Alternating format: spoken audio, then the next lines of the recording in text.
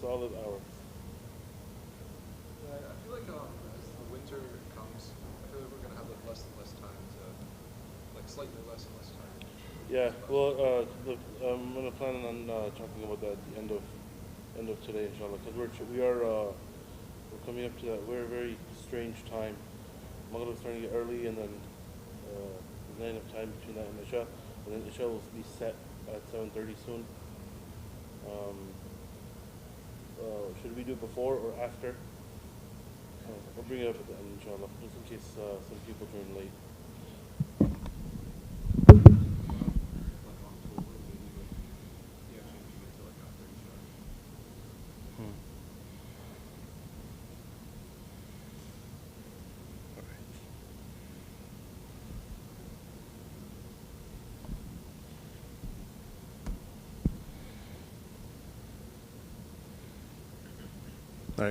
بسم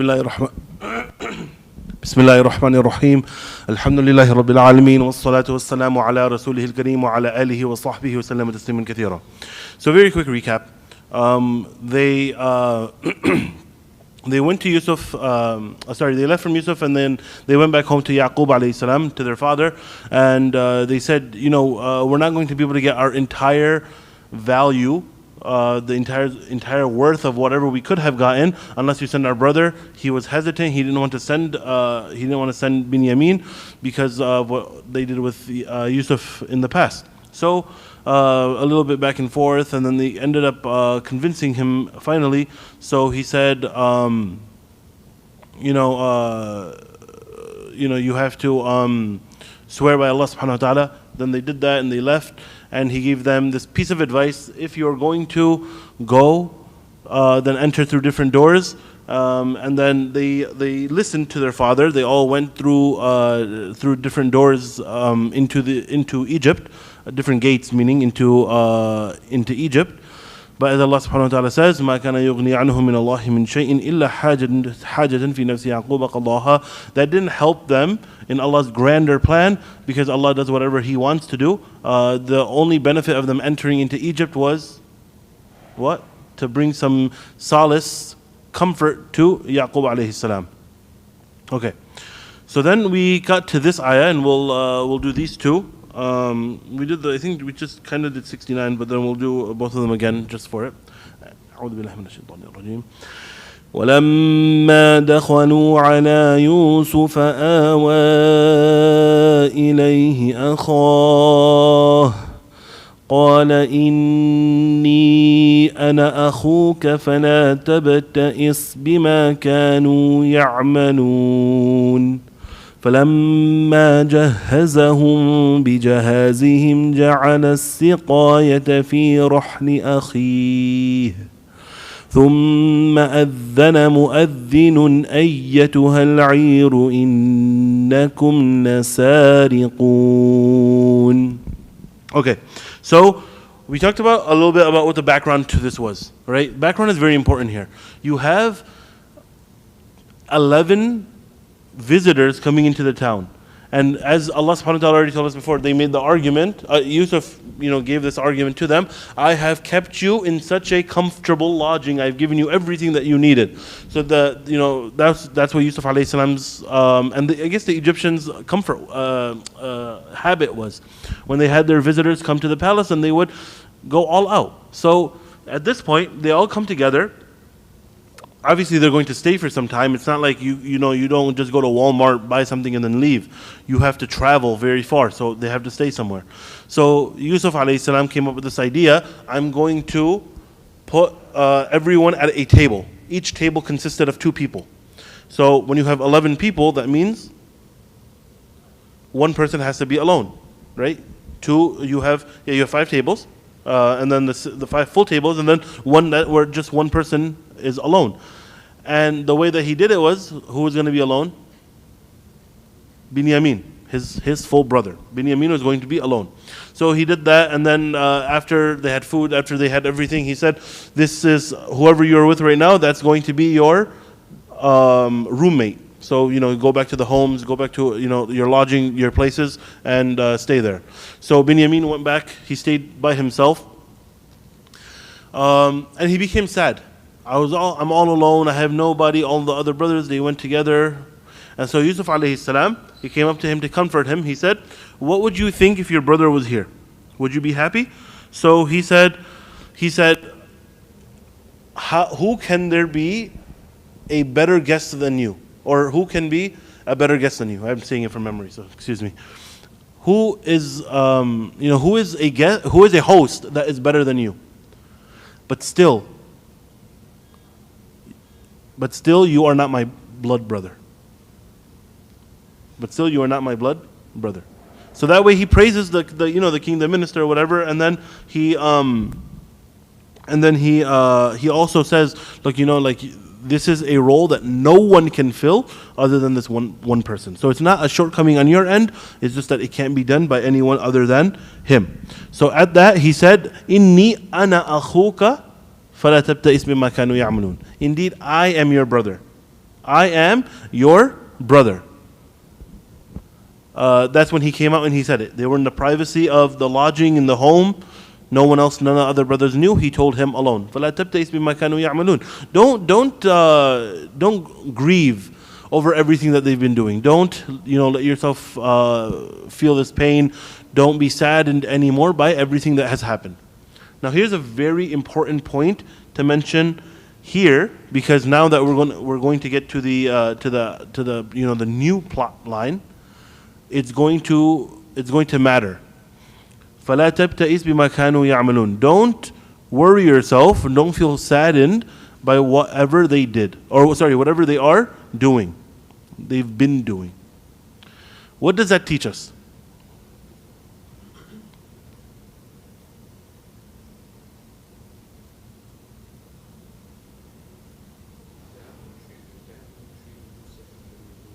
Binyamin, just Binyamin.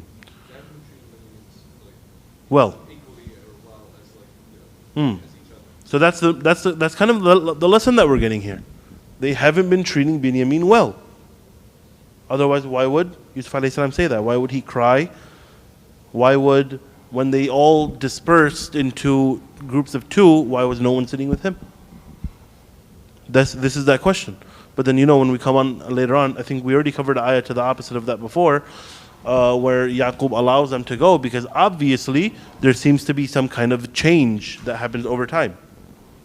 But anyway, let's get there inshallah. فَلَمَّا جَهَّزَهُمْ بِجَهَازِهِمْ. Then all of them have brought their own belongings. Each of them has a camel. Each of them has their own bags. And the purpose of this is to fill the camels with all of their things, to take the money and to pay for their goods and bring the food back home. Now, they come over here with all of their belongings. They put the belongings down. The transaction is going to happen the next day or whatever. And Allah says, فَلَمَّا جَهَّزَهُمْ بِجَهَازِهِمْ جَعَلَ السِّقَايَةَ. Allah subhanahu wa ta'ala before, whenever He was talking about the people inside way before in the first time they came, it was always plural. It was always plural. So He was talking about the entourage of Yusuf, the minister's employees, the workers of the palace. Now, فَلَمَّا جَهَّزَهُمْ بِجَهَازِهِمْ جَعَلَ السِّقَايَةَ فِي رَحْلِ أَخِيهِ. Very interesting. He changes it from plural to singular. Now think for a moment, why would that be? What is the reason? Well, let's go over the story real quick. What's the plot? What is happening here? Yusuf alayhi salam wants to keep Binyamin with him. So he needs to come up with a plot on how to do that.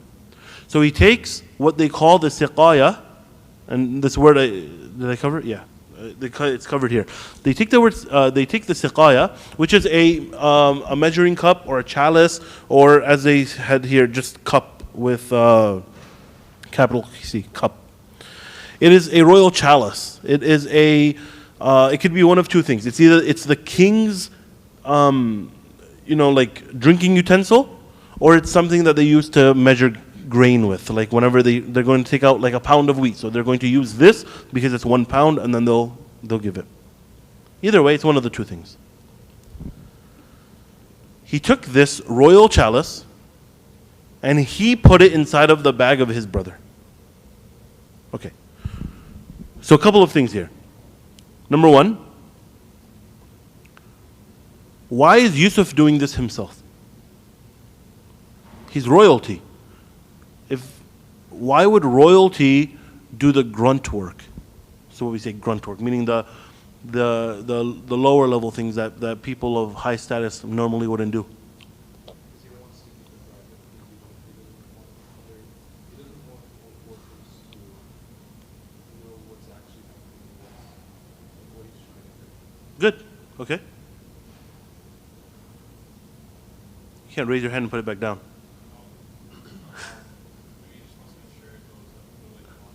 That's a good guess too. It's what Malik said. It is that he doesn't want to involve anyone else. So first off, is Yusuf alayhi salam doing something that is generally praiseworthy? Probably not, right? Because there's a little bit of deception that's going on. But he's doing it for a good reason.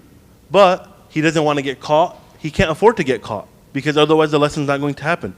So despite being in such a high royal position, he is not doing it himself. Allah says He does it. جَعَلَ السِّقَايَةَ فِي رَحْلِ أَخِي. He is the one that put the chalice or this cup inside of his brother's bag. Then what happens? ثُمَّ أَذَّنَ مُؤَذِّنٌ أَيَّتُهَا الْعِيرُ إِنَّكُمْ لَسَارِقُونَ.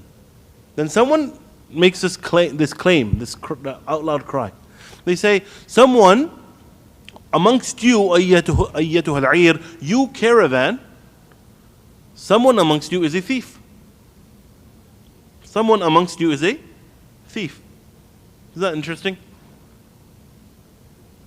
Now here's a few things about that. Number one, was it Yusuf alayhi salam who made the claim?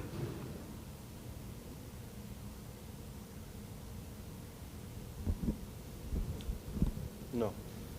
Why? It was someone. Oh, you're reading the translation. Someone. Okay. Why is it Yusuf? This is a very important question to ask because it has implications for other things. A little louder? Prophet cannot lie. Excellent. Prophet cannot lie.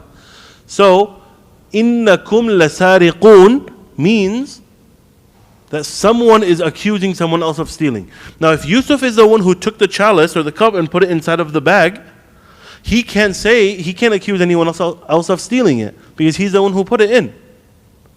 Therefore, someone else had to do it. Okay. Can it be argued that Yusuf told them to do that? It could be. It could be argued.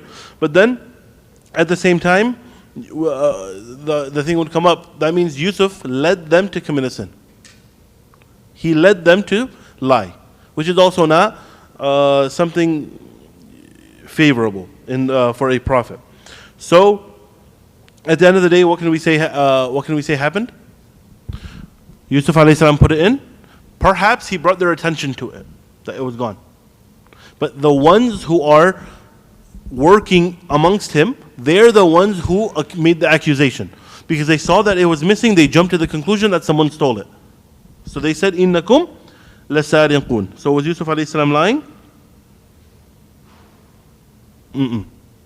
No, he was not lying. He was not the one who made the claim. Alright. So now we come here. قالوا وأقبلوا عليهم ماذا تفقدون قالوا نفقد صواع الملك ولمن جاء به حمل بعير وأنا به زعيم. Okay, a lot of gems over here, especially with the way that the language constructs this situation. All right. Quick recap. Yusuf's brothers, the 10 brothers, got rid of Yusuf alayhi salam, and then what did they do?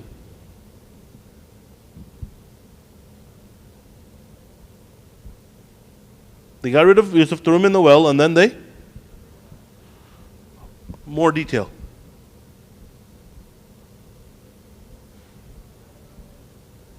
Okay, so let's say they went home.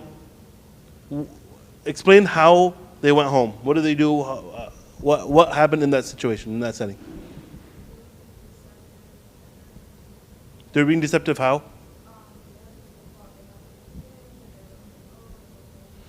They came with the shirt, okay. They came with a shirt that already had sheep's blood on it. Okay, that's good, one thing. What else? Fake crying, very excellent. What time did they come home? Nighttime. They came home at nighttime so that the tears, fake tears couldn't be seen. That's a lot of plotting to get away. A lot of plotting. You could almost say, right, if you think about it in English, you can almost say they were running away from the problem. Trying to hide it. Yeah? Yes, no? Am I crazy? Kind of running away from what you did by covering it up, by hiding it. But this is the complete opposite. وَأَقْوَبَلُوا. What does that mean? أَقْبَلُوا means to approach someone, to come closer to them. So, imagine it in this situation. Right now, someone just made this announcement. Let's say it goes over the speaker system, the PA system. Someone amongst you is a thief. Back then, what they did was that they ran away from their problems and they lied and they did whatever. Here, imagine this, someone made the announcement. They didn't have speakers, so they were probably on a stage or in front of everyone. And now the 10 brothers are all together. وَأَقْبَلُوا عَلَيْهِمْ. They're getting closer and closer. So if you can think, you're looking, they're slowly, this means that they're slowly approaching them. ماذا تفقدون? What did you lose? They didn't say what was stolen. They didn't say what was stolen. Oftentimes, especially you go back and you go back to the beginning of the surah. Can you give me a mushaf again, please? If you look back at the beginning of the surah, then how did they respond to their father? They said the exact same things that their father had said to them before, and which was what? Yaqub said, I am afraid. What did he say? Jazakallah khair.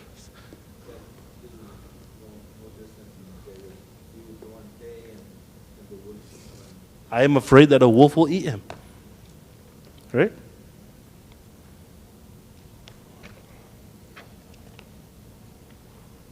So they use the exact same language when they came back. Oh, interesting. وَجَاءُوا عَلَىٰ قَمِيصِهِ بِدَمٍ كَذِبٍ.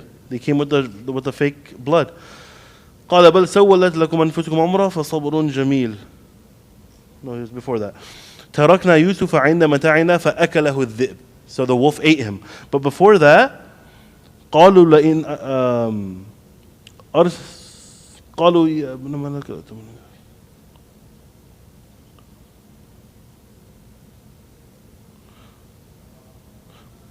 قال إني ليحزنني أن تذهبوا بي وأخاف أن يأكله الذئب وأنتم عنه غافلون. I am afraid that a wolf is going to eat him when you're not paying attention. So they came home and they said the exact same language. They used the exact same language that he used. We were not paying attention, right? He was running around, he was playing, and then we were going out and doing our thing, and the wolf came and ate him. But they came home with that shirt. Over here, ماذا تفقدون? Someone says إنكم لسارقون. They didn't turn around and they said and say what was stolen. They said, what did you lose?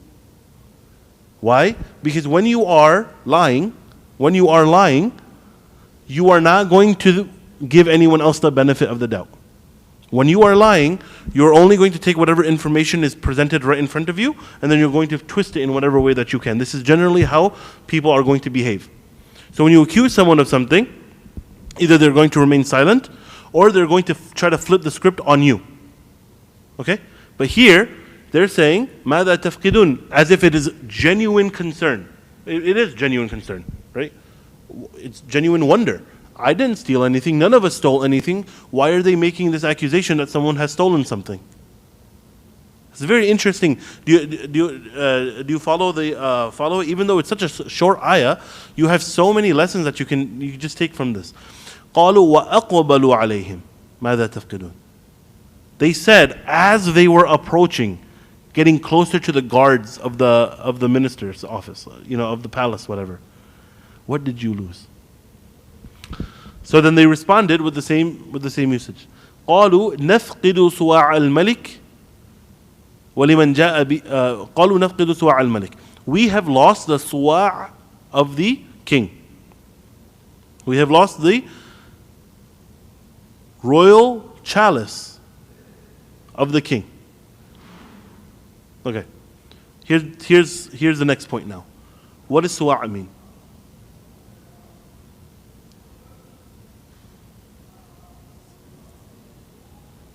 Something that you can drink from? Over here, what was the word that was used? جَعَلَ السِّقَايَةِ. And then over here, it's still talking about the same thing, but now they call it suwa'. Why?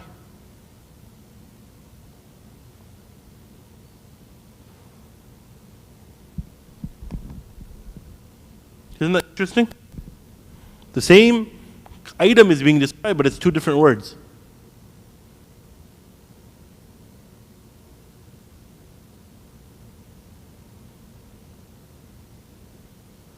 What do you think? Because the Quran is specific, right? Allah subhanahu wa ta'ala doesn't make mistakes.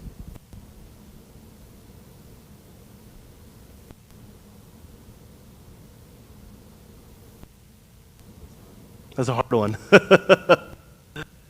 So there are a lot of opinions on why there's a change in this word. Okay? Some say that one is specific, or one is not specific, but one is, like the difference between them would be, this is a cup, okay? This is a cup, and then this is a coffee mug. What's the difference? Both of them are for putting liquid inside so that you can drink from them. One is cup that is general for all types of cups, no matter what you put inside of it, no matter what the purpose is. Coffee mug is still a cup, but it's specific for, this is what I use coffee in. So that's one.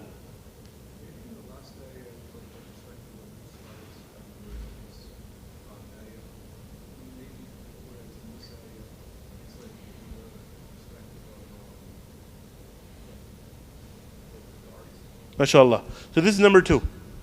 Number two. Not exactly as you said it, but this is number two. The first is, in Yusuf's original language, the word is siqaya. And in the Egyptian language, it's suwa'. So this is what each of them were used to. So as a result, when Yusuf says it, it's siqaya, and then when the guards say it, it's suwa'. But it's talking about the same thing.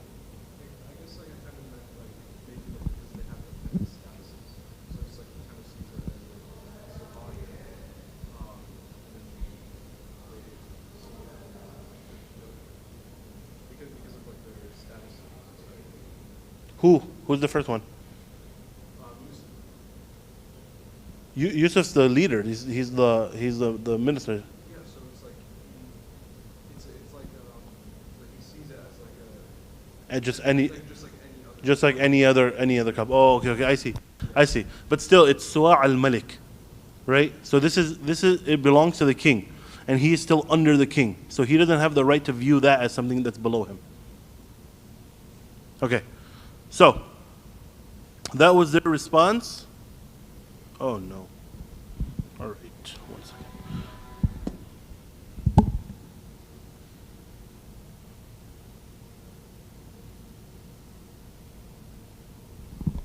All right. That was their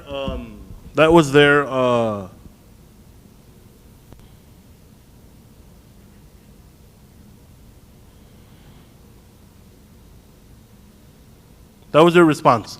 When, where are we? Here? Okay, so that's what their response. They said, it was said, you are a thief, you're thieves, so that's how they responded. And then, what did you lose? They said, we lost the chalice of the king. Okay, the king's down button.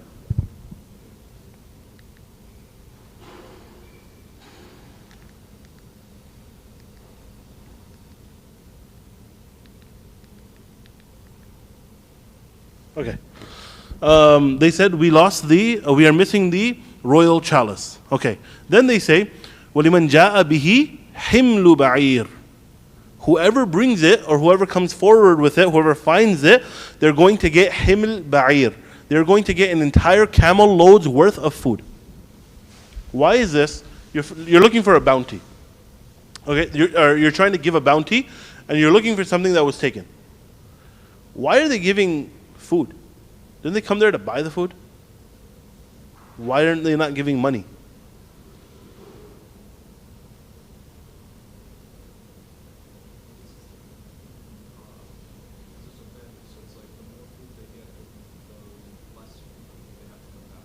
Excellent. The first part. It's not about having to come back, but it's a famine, right? So money is not really that valuable in a famine. Food is what's valuable. So they give the most valuable thing in exchange for this royal chalice. وَأَنَا بِهِ زَعِيمٌ. Okay. Ayah starts off with plural. قَالُوا نَفْقِدُ سُوَعَ الْمَلِكِ. We lost something. Then it ends off with أَنَا بِهِ زَعِيمٌ. This is a very interesting way that Allah subhanahu wa ta'ala frames things, and it happens in the Arabic language to bring focus. Okay? To bring focus. So if you want to imagine the situation, all of the guards are there, everyone is talking, everyone is saying something. Right? That's just how it works. It's not like there are all of these characters in the room, one person is speaking to another person. That's not how real life happens. This is a real situation, this actually occurred, and then Allah is just giving us a summary of what occurred. So, in the situation where all of them are being accused of stealing, it's not just one person who's going to say something, right? Multiple people are going to speak up, they're going to try to find out whatever the answer is. But just like that, it's not going to be just one person that responds back to them from the palace. There's going to be multiple people, there's going to be some kind of conversation that occurs. So, amongst them, they establish this, that it was Suwa al-Malik that was stolen, the royal chalice that was stolen. And then someone says, وَلِمَنْ جَاءَ بِهِ حِمْلُ بَعِيرٍ. Whoever comes with it, we don't know who exactly it is, maybe it was Yusuf alayhi salam. وَأَنَا بِهِ زَعِيمٌ. And I am guaranteeing it personally that they will get this. So it shifts. What's the benefit of the shift? To bring your attention back. So whatever is going on, it's important, and you're honing in at the beginning of the ayah with all of these people that are speaking, saying something, doing something, to something that is very, very specific, just one person talking. وَأَنَا بِهِ زَعِيمٌ. And I am personally guaranteeing that this is going to happen. And the concept of guaranteeing in our Sharia, it's very it's complex. There's a lot of information that goes behind it, but it is essentially, what does it mean to guarantee something?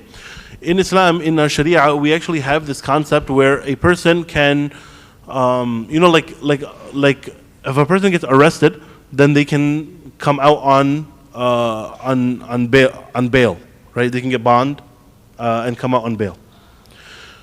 If they themselves don't have enough money to do that, another person can go to the court and say, I will, give X amount of dollars and pay his bail so that he can come out. You are being a guarantor, saying that if I guarantee that he's going to come back to court. That's what a bond is. That's what bail is.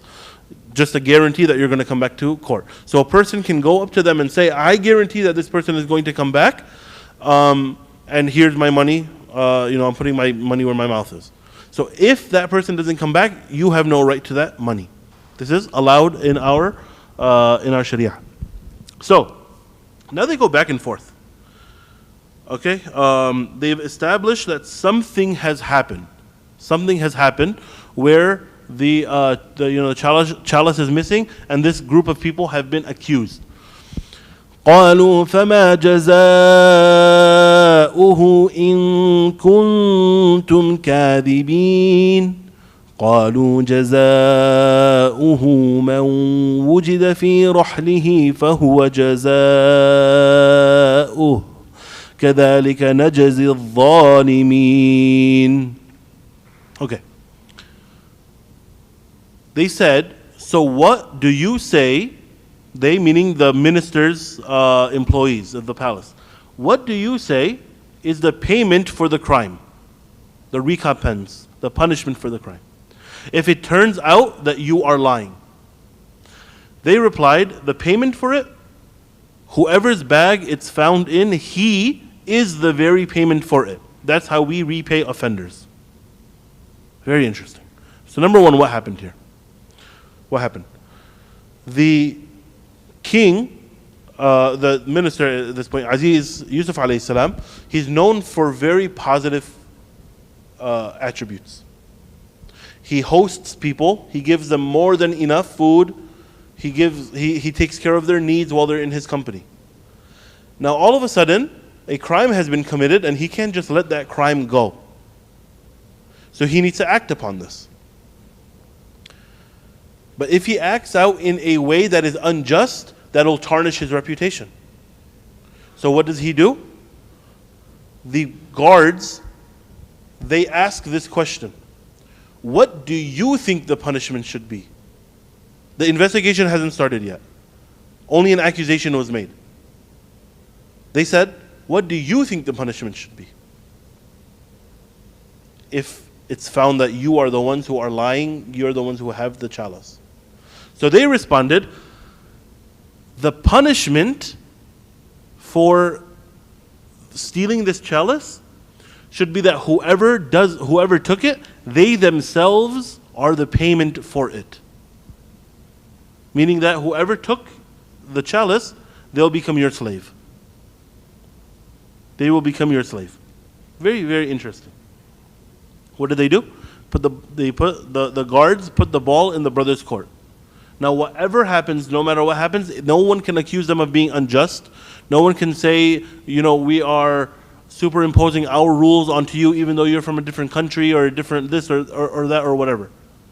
You chose your own punishment.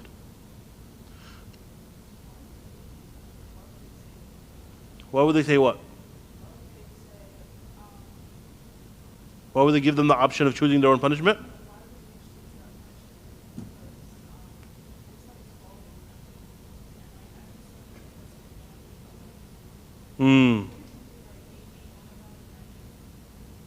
So we're going to get to that in the next one. That's number one of the next one.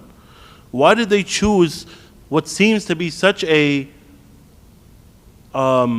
heinous crime? Why would they do that? Okay, great. They're confident. What happens in our Sharia if someone steals? Their hand gets cut off. Okay. So I come over to you and you are eating a banana from downstairs. You look the other way, I take your banana. You're going to cut my hands off? No. I know you wouldn't. You're nice. So, what's the rule?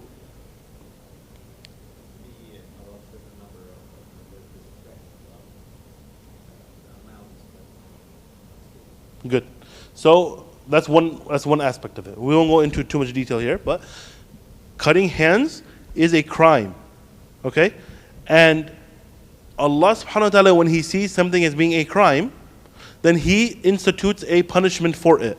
There are not many, this is called a had or hudud in plural, there are not many hudud in the Quran and in the Sunnah. But when there is, it is because Allah sees it as being something that is heinous, evil. He sees it as being a corrupter of society, things that keep on going, things that will get worse as a result of there not being any policing over this. And number three, it acts as a deterrent for other people to commit the same crime. All right. So what happens in the case of stealing? Stealing has to be a very specific situation. It has to be something of high value, more than the nisab. Something of high value. Number two, it has to be stolen in a very secretive way. It cannot be stolen in a public place, like you're in the market, or other people are able to see it happen. It has to happen in a secret place.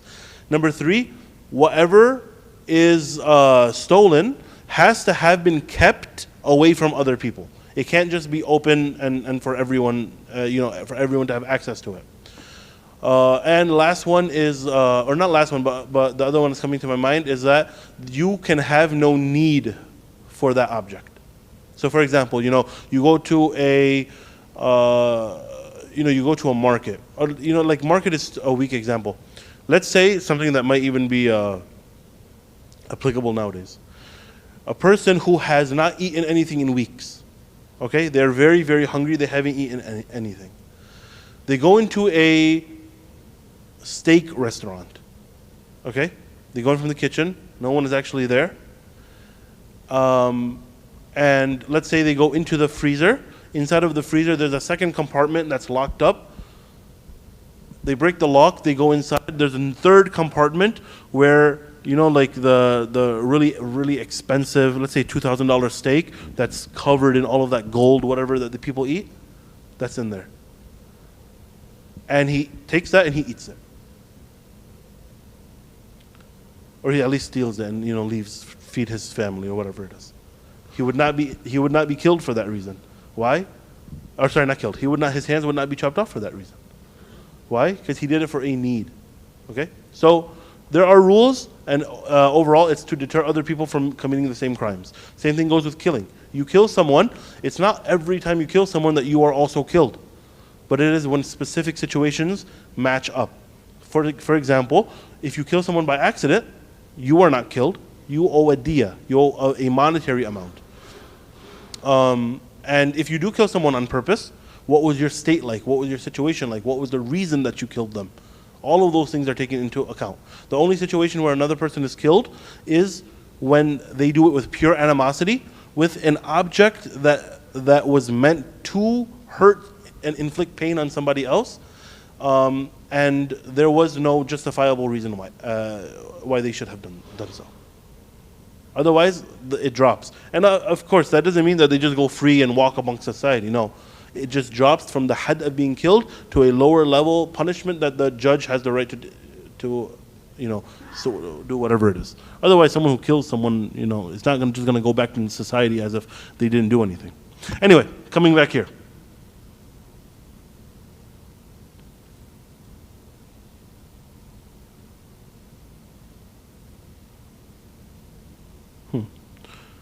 قالوا جزاء ما وجد في رحله فوجد كذلك جزاء قالوا Why did I put swearing by Allah here? Okay. This is not swearing by Allah. That's not here. Okay.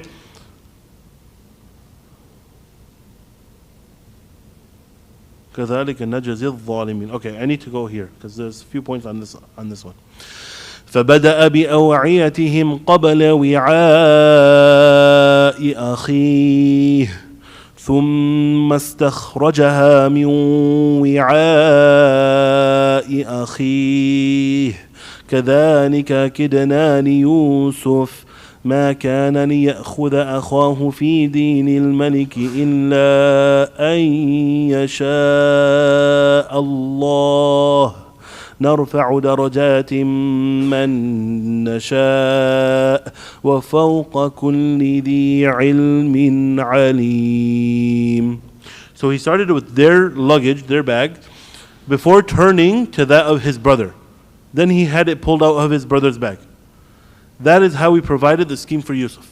It was not possible for him to keep his brother under the king's law unless it was Allah's will. We raise to higher ranks whomever we will, and above every person of knowledge is a knower. Okay.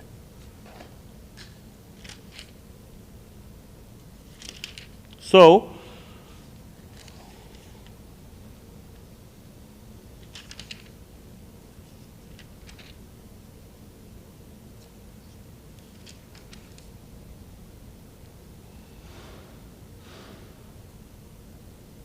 I missed an ayah.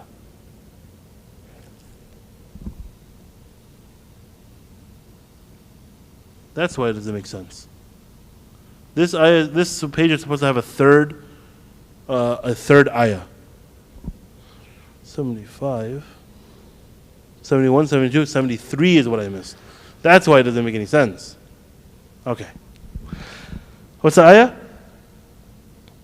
قالوا تالله لقد علمتم ما جئنا لنفسد في الأرض وما كنا سارقين. They said, swearing by Allah, I swear by Allah, you know that we have not come to this land to cause corruption, لنفسد في الأرض وما كنا سارقين, and we are not thieves. Okay, that's where that first part was of where was it? Swearing by Allah and how would they know? Both of these are from ayah 73 that goes before this. Here, they said, "Ma ji'na li nufsida fil ard." Nufsida, fasad, is to cause corruption somewhere. Cause corruption. Their corruption is referring to what? Stealing. So Allah subhanahu wa ta'ala is the one who has demarcated this action as fasad, as something that is considered corruption in the land. As a result of that, in our sharia, people have this punishment as a result of that crime. Does that make sense of fasad, of causing corruption? All right. Then, قَالُوا تَاللَّهِ, we swear by Allah subhanahu wa ta'ala. So, there's a lot of difference of opinion going back and forth on what this is. But essentially, when we say wallahi, or you see just wallah, this waw at the beginning is called waw al-qasam. It is for making you use it to swear by something. So Allah does this many times throughout the Quran. He swears by different things because Allah is allowed to swear by that. As for us, we can only swear by Allah, nothing else. Allah says like, "Wattini was zaytun." Wattini was zaytun. He swears by the olive and the fig, right? He swears by these things, and this goes throughout the Quran. Imam al-Razi, he mentions here that the ta that's put here, you don't see the ayah, but the ta that's put here, tallahi, is a substitute for the waw. So as a result, this ta, it cannot go in any of the other names of Allah subhanahu wa ta'ala. So it's a very specific choice that they chose only this word that this letter of qasam, of swearing, which can only be applied to the name of Allah. Okay? So laqad, now let's go to number 3. That's swearing by Allah. Number 2. Let's go to number 3. Laqad alimtum. You know ma ji'na linufsida fil ard, that we have not come on this land to come to your land to cause any corruption here, to cause any problems, to do anything bad. How do they know? How would these people know?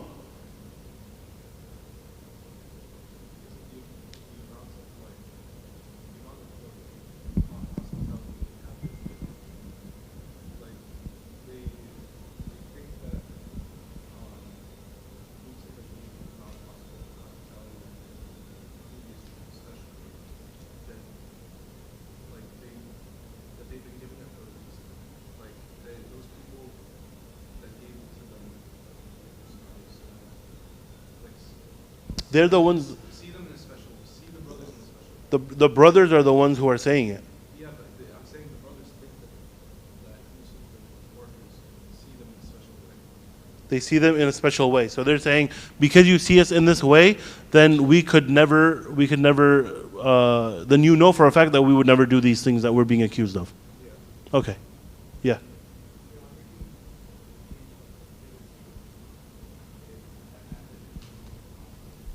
They didn't do anything wrong in the past. Why should they do something wrong now? Okay, good.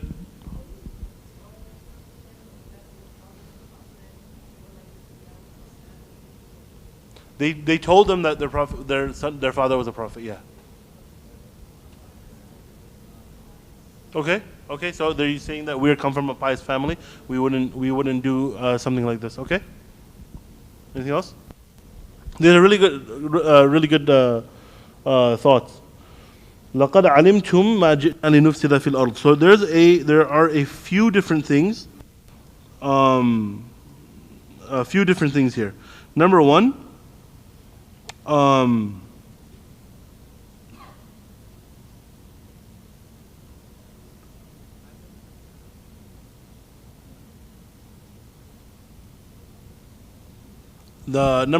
they're not thieves. How do we know that they're not thieves?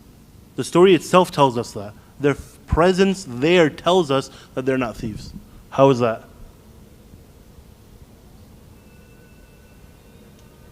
The money. They came there with the money. They came back to give back the money. So if they were thieves, why would they come back? Why would they come back? So that's why they say, لَقَدْ عَلِمْتُمْ. You know that we are not here to do all of these bad things. And amongst that, and they were known. Why did Yaqub tell them enter through all of the different doors? Because they were known for their good looks. They were known for their mannerisms, for the way that they behaved amongst them. They were very different from the other people. These were children of prophets, the children of a prophet. So they behaved in a very, very specific way, in a good way, with good manners. So as a result, this is how we are known in the land. How could you think that we came here to cause corruption, to cause problems? That's essentially what it means. All right, so we'll come to this last ayah, inshallah. فبدأ بأوعيتهم قبل وعاء أخيه ثم استخرجها من وعاء أخيه كذلك كدنا ليوسف ما كان ليأخذ أخاه في دين الملك إلا أن يشاء الله نرفع درجات من نشاء وفوق كل ذي علم عليم. All right. So he started with their luggage before turning to the bag of his brother. Okay? Then he went to his brother's bag. Okay, so this makes sense. But we'll come back to the story itself. Let's go with number one, the laws of Egypt versus Palestine. This was the question she asked, right? Why would they do such a heinous crime of enslaving someone? They could have chosen anything else. Why did they choose this one? This is the difference between the laws of Egypt and the laws of Yaqub alayhi salam and Palestine in general. So Yaqub had a set of laws that he was given. Yeah, give 2 minutes. Wait, I'll tell you when. Yaqub had a sign, specific laws that were given to him that he had to enact, he had to do, right? And that was whenever someone stole in the land, then they themselves were enslaved as a result. Then they themselves were enslaved. But in Egypt it was different. In Egypt it was either that they would get killed, or they would have to pay back double the amount of whatever they took. This is what the law in Egypt was. ما كان ليأخذ أخاه في دين الملك إلا أن يشاء الله. It was not possible for him to keep his brother under the king's law. But what does Allah say here for law? Allah doesn't say qanun for law. That's what qanun is usually used nowadays, right? For law. What does Allah say here for law? Deenil Malik. Deen. And what do we call deen? Religion. We call religion. But religion is not the right translation of the word deen. Religion, it has a lot of its own connotations, but it's not just about spiritual, ritualistic beliefs. Deen is more than that. Religion is very specific. Deen is very inclusive of everything that a Muslim does. So deen would not generally include, religion would not generally include good manners, or not lying, or punishments. It would include things like prayer and fasting and charity. But here, he says Deenil Malik. One, they didn't have the same deen, right? Allah is making that very clear. They didn't have the same deen. They were polytheists. They were mushrikeen. They did something completely different. But that was what their whole life was informed by. That's what their whole life was informed by. From whatever their beliefs were in shirk and their religion and whatever it was. As for Yusuf, for the brothers and for Yaqub and for the people of Palestine, no. They had the deen of Allah. That's what they worship. That's what their whole life was. It was a way of life, not a religion. Their deen was a way of life. That's what the word deen means. Okay, so we have a few more things left. Let's make them adhan. Anyone can pray sunnah in the meantime. Fadla adhan, and then we'll come back with the end, inshallah, with a few more points.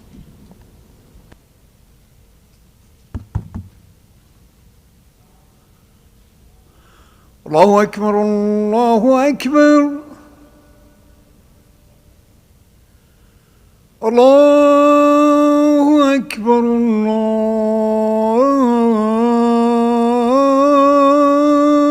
الله أكبر أشهد أن لا إله إلا الله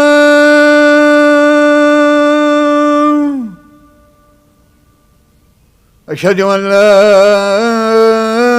إله إلا الله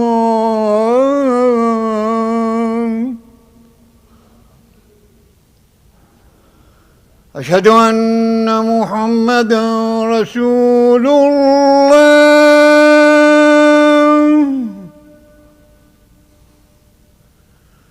أشهد أن محمدا رسول الله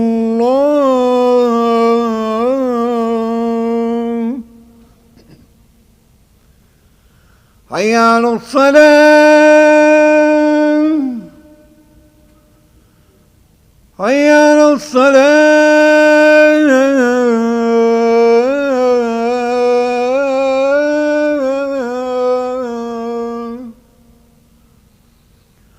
حي على الفلاح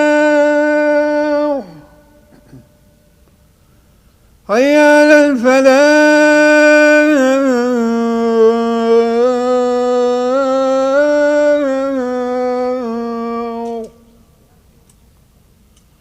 الله أكبر الله أكبر لا إله إلا الله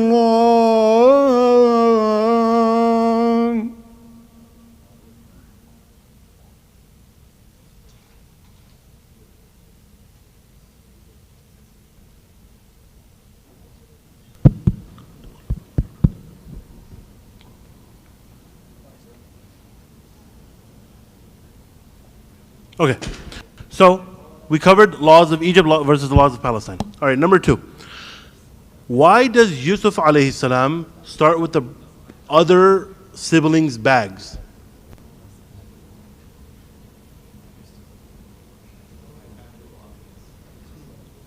Good. It would be too obvious. So he has 11 bags for the 11 brothers, and if he starts and goes directly to the if he goes directly to his brother's bag, to Binyamin's bag, then they're going to be like, why? How did this end up there? How did you know to look exactly here? So he looked through every single person's bag. Allah says everyone's bag, and then went to Binyamin's bag. And the story goes, as Imam Razi mentions, he gave up after the 10th bag. Okay, so Yusuf alayhi salam, he wasn't looking himself going inside of each bag. He most likely had someone else going through the actual bags to find it. So after the 10th bag, he said, okay, we're probably not going to find it.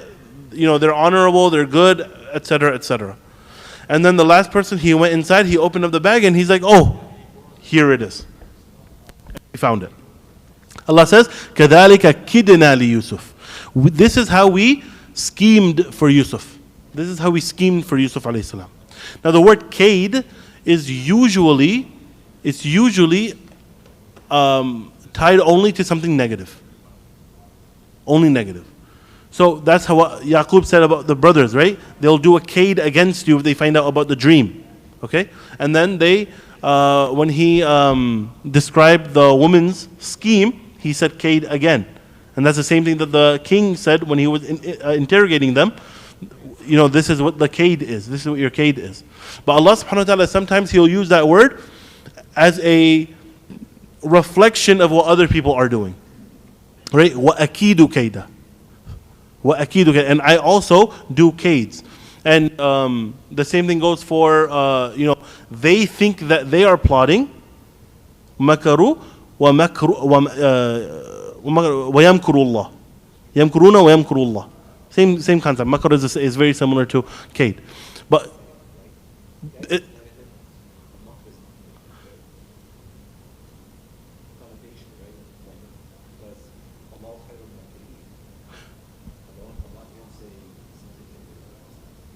so that's what I'm trying to get to.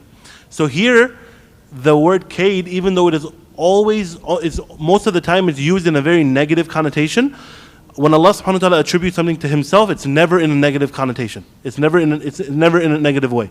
So here, it is, the meaning of it here is, this is how we led Yusuf alayhi salam to accomplish his goal.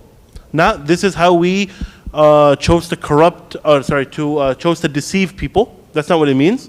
This is not how we deceived on behalf of Yusuf. This is how we led Yusuf alayhi salam to his goal of making this seem like this was the truth. That's what that means here. ما كان ليأخذ أخاه في دين الملك إلا أن يشاء الله. Now Allah subhanahu wa ta'ala says he had no ability in and of himself to get Binyamin to stay alive, because either they would have killed him or they would have asked for double the amount and they would have done something. So here's the question, the answer, the other half of her question, and that is, why did the people of the minister's office, why did they even give them the option to choose their own punishment? One of the reasons is because, no one could accuse them of being unjust afterwards. But the other is here, that Allah subhanahu wa ta'ala put it inside of them. He put this thought inside of them, that they shouldn't, they should go down this way of question and doing these things. This is how Allah subhanahu wa ta'ala is in charge. And that's one of the overall themes of the surah. Wallahu ghalibun ala amri. Allah subhanahu wa ta'ala is completely in control over all of his affairs. Okay, next. ثُمَّ اسْتَخْرَجَهَا. ثُمَّ اسْتَخْرَجَهَا. What does that ha go back to? What? Su'a al-Malik. Okay. So if it goes back to Su'a al-Malik, قالوا نفقد سواع الملك ولمن جاء. Huh? Just جاء به. من جاء به. به is masculine, استخرجها is feminine. What's going on? Is it a mistake? Siqaya? Good. So this is one opinion. That here, لمن جاء به goes back to su'a, and over here, ليأخذ where are we? ثم استخرجها goes back to siqaya. Siqaya is feminine, su'a is masculine. This is the first opinion. Okay? But these are small instances. Like when we're reading the Quran, we should think about where does this dhamir or this pronoun go back to? It's very important in our relationship with the Quran. ثم استخرجها. Check it out. The other opinion is no, it's not. They're both going back to su'a. Okay? Because the last word that was used was su'a in this situation. So when you're going back, you would go back to the last mentioned word, which is su'a. And this opinion is that the word su'a can be masculine or feminine. And you were able to choose whichever one you want to do, depending on however you want to speak. Okay. نَرْفَعُ دَرَجَاتٍ مَّن نَّشَاءُ.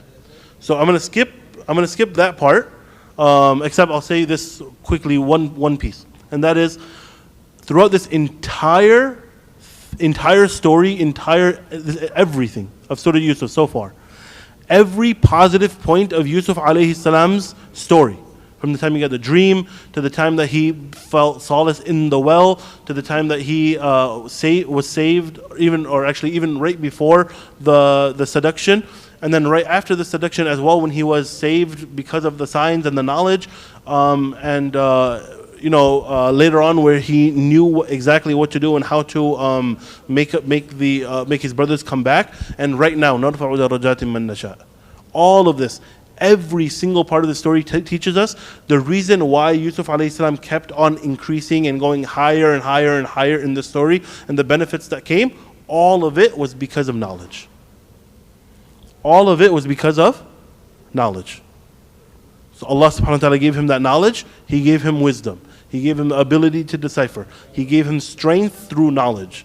And knowledge is what got him through this entire thing.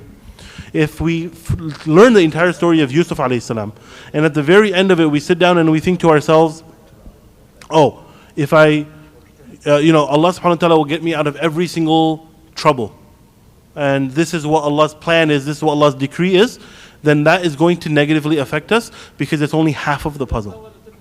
The other half is what? Yes, action, but action is derived from where? Knowledge. Action is derived from knowledge. And if you don't have that knowledge, how can you come to a place where you are helping yourself? And from where will Allah subhanahu wa ta'ala help you? It is from your actions. That is where tawakkul comes from. That is where sabr can come from. All of that is from one central ingredient, knowledge. But I'll leave that there because نَرْفَعُ دَرَجَاتٍ مَّن نَّشَاءُ. I'm going to talk about that more tomorrow, Friday halaqah inshallah. وَفَوْقَ كُلِّ ذِي عِلْمٍ عَلِيمٍ. What a powerful way to end. And on top of, above every person of knowledge is someone that is alim, even more knowledgeable. And this works in two ways. One, no matter how much we think we know, Allah subhanahu wa ta'ala has more knowledge. Allah has more knowledge. Allah will always have the most amount of knowledge because no one can have more knowledge than Allah. But the second thing is what? Second thing is, in this world, no matter how much knowledge you accumulate, no matter how much you learn, no matter how many degrees you get, no matter how much school you go through, no matter how many classes you take, no matter any of that, at the end of the day, there will always be someone who is more knowledgeable than you. There will always be someone who is more knowledgeable than you. And this is a way for us to combat arrogance. Sometimes we see people, we are entranced by their degrees or we're entranced by how much knowledge they may have. But then we forget this is not the end all be all. Knowledge is a journey. We give respect to the people of knowledge, but also within its own limits. More on that tomorrow, inshallah. For right now, we'll stop here and then we'll continue on with the lessons from tarbiyah that we learn from these next week, inshallah, and then continue on with the rest of the story. هذا وصلى الله على نبينا محمد وعلى آله وصحبه وسلم تسليما كثيرا.